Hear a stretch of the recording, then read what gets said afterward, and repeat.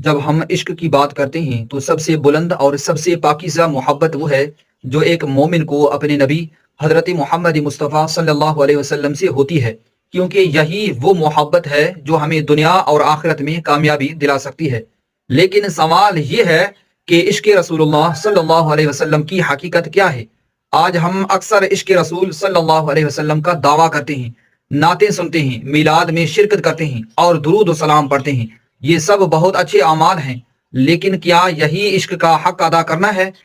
سچا عشق وہی ہوتا ہے جو عملی زندگی میں نظر آئے۔ اللہ تعالیٰ قرآن میں فرماتے ہیں قُلْ إِن كُنتُمْ تُحِبُّونَ اللَّهَ فَاتَّبِعُونِي يُحْبِبْكُمُ اللَّهُ وَيَغْفِرْ لَكُمْ ذُنُوبَكُمْ۔ کہہ دیجئے اگر تم اللہ سے محبت کرتے ہو تو میری پیروی کرو، اللہ تم سے محبت کرے گا اور تمہارے گناہ معاف کر دے گا۔ یعنی اگر ہم اللہ کے محبوب صلی اللہ علیہ وسلم سے سچا عشق کرنا چاہتے ہیں تو ہمیں ان کی